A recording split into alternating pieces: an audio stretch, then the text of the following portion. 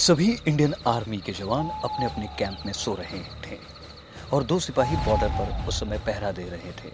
तभी उनके ऊपर गोलियां चलने लगती हैं। लेकिन ये क्या, वो सारी गोलियां उन्हें ना लगकर जमीन पर गिर जाती है, मानो जैसे उनके सामने कोई जादुई दीवार खड़ी हो जिसे वो बुलेट पार ही नहीं कर पा रही। यह देखकर वो दोनों सैनिक घबरा जाते हैं और उनमें से एक भागता हुआ कैंप में जाता है और अपने साथी से बोलता है, मयंक मयंक जल्दी से उठो और देखो बाहर क्या हो रहा है। क्या यार, तूने मुझे उठा दिया, चल अब सोने दे। अरे मेरे दोस्त, मेरे भाई, एक बार उठ तो सही और बाहर चलकर देख तो आखिर हो क्या रहा है। मुझे कुछ समझ में नहीं आ रहा, ये सब क्या हो रहा है। चीनी सिपाहियों ने हम पर हमला कर दिया है और कोई है जो हमारी रक्षा कर रहा है। उस फौजी की बात सुनकर मयंक की आंखें खुल जाती है और वह एक झटके से उठकर बैठ जाता है और उससे बोलता है, ये क्या बोल रहा है तू? भाई मैं बिल्कुल सच बोल रहा हूँ, एक बार मेरे साथ बाहर चलकर तो देख। जो नजारा मैंने देखा है, अगर तूने देखा तो तेरे होश उड़ जाएंगे। लेकिन ऐसा कैसे हो सकता है? तूने ऐसा क्या देख लिया जो देखकर मेरे होश उड़ जाएंगे? अरे तू मेरे ही होश उड़ाएगा, जा तू अपना होश उड़ा। तुझे मेरी बात मजाक लग रही है? एक बार मेरे साथ चल, अगर मेरी बात झूठ निकली तो तू जो बोलेगा मैं करने को तैयार हूँ। अच्छा चल ठीक है, जो मैं तुझे कहूंगा वो करना पड़ेगा। अपनी इसी बात पर 100% टिके रहना। इतना कहकर मयंक उस फौजी के साथ बाहर जाता है, जहां वह देखता है कि फौजी की कही हुई सारी बात सच है। यह देख मयंक फौजी से बोलता है, बाप रे, तू तो बिल्कुल सही बोल रहा था। अरे कैसे, आखिर कैसे ये हो सकता है? यही तो मुझे भी समझ में नहीं आ रहा है। कोई बात नहीं, हम लोग जाकर सभी सैनिकों को उठाते हैं और उन सभी सैनिकों को यहाँ लेकर आते हैं। क्या पता हम दोनों की आंखों का वहम हो।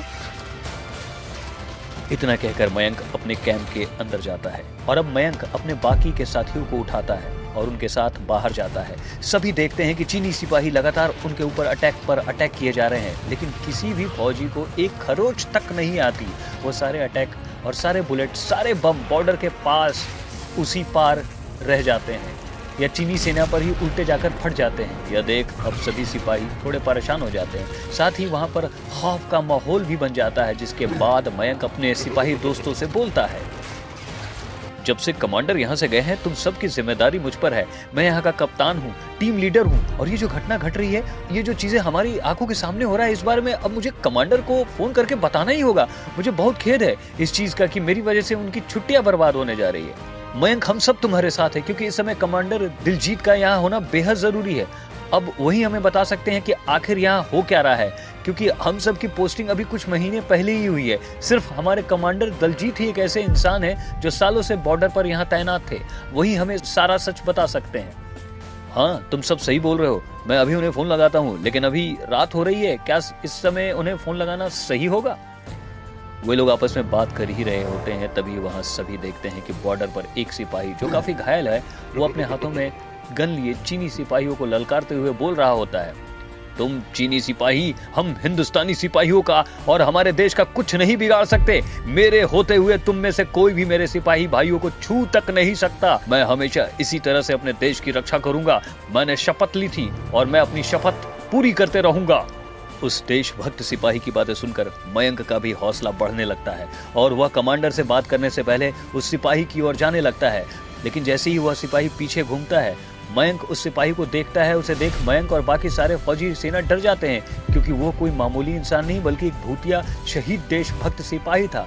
वे सभी इस भूतिया सिपाही को देखकर 2 कदम पीछे हटते हैं, जिसके बाद भूतिया सिपाही उन सभी से बोलता है, तुम डरो मत भाइयों, हमारे देश और तुम्हें कुछ नहीं होगा। मैं अकेले ही इन चीनी सेनाओं को धूल चटा दूंगा, चाहे इसके लिए आज मुझे इनके घर में ही घुसकर इन्हें क्यों ना मारना पड़े। लेकिन तुमको हो कौन? तुम तो कोई मामूली इंसान नहीं बल्कि भूत लग रहे हो। आखिर तुम हो कौन?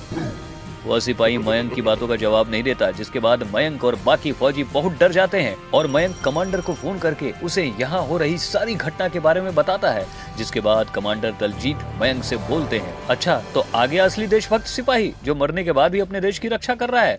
तुम सभी सिपाही डरना मत, वह एक देशभक्त हिंदुस्तानी सिपाही है, उसके होते हुए किसी को कुछ नहीं होगा। और मैं अभी यहाँ से निकल रहा हूँ, बहुत जल्द मैं तुम तक पहुँच जाऊंगा। उसके बाद मैं तुम्हें उस शहीद भूतिया देशभक्त सिपाही के बारे में पूरी कहानी बताऊंगा। आखिर वो देशभक्त सिपाही है कौन? ठीक है सर, जय हिंद। और इस तरह मयंक फोन काट देता है, जिसके बाद मयंक यह सारी बात अपने बाकी साथियों को बताता है और अब सभी सेना उससे डरने के बजाय शहीद भूतिया देशभक्त सिपाही के साथ हो जाते हैं। जिसके बाद शहीद भूतिया देशभक्त सिपाही अपनी हिंदुस्तानी सेना से बोलता है, मेरे नौजवानों, देश के सच्चे सिपाहियों, तुम सभी जाकर आराम करो, मैं यहाँ हूँ और मैं तुम सबसे वादा करता हूँ कि किसी को कुछ नहीं होगा। आज मैं इन चीनियों को इनकी असली औकात दिखाकर रहूंगा, बहुत हो गया इनका। शहीद भूतिया देशभक्त सिपाही के बार बार बोलने पर सभी सिपाही अपने कैंप के अंदर बैठकर आपस में बात करने लगते हैं और समय समय पर उस देशभक्त सिपाही को देखते हैं। कुछ ही देर बाद कमांडो दलजीत वहां पहुंच जाते हैं और सभी सेना के जवान उन्हें खड़े होकर सैल्यूट करते हैं। जिसके बाद दलजीत सभी सिपाहियों से बोलते हैं, मैं समझ रहा हूँ तुम सभी वीर जवानों के दिल और दिमाग में इस समय क्या बातें चल रही है। मैं बस उसी को बताने के लिए यहाँ आया हूँ। तुम सब घबराओ मत और शांति से बैठ जाओ और बाहर जो जंग हो रही है उसे देखते रहो। यह बात आज से कुछ साल पहले की है। इस भूत का नाम वीर है। दलजीत अपने दोस्तों के साथ बॉर्डर पर तैनात थे। तभी चीनी सिपाही ताबड़तोड़ हमला कर देते हैं, जिसके बाद भारतीय सेना के जवान वहां घायल हो जाते हैं।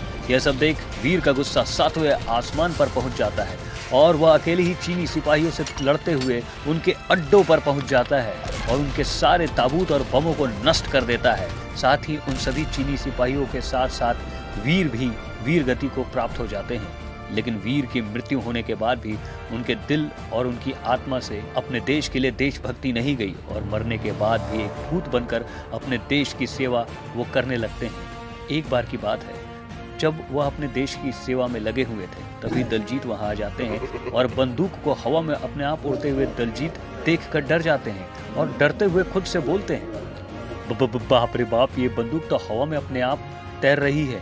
आखिर इधर मेरे साथ और कौन है जो मेरे कैंप की इस तरह से रक्षा कर रहा है? कौन है वहां पर? आओ, बाहर आओ।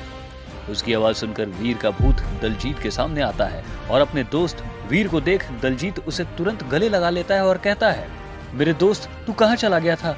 तुझे पता है ना मैं तुझे कितना याद करता हूँ।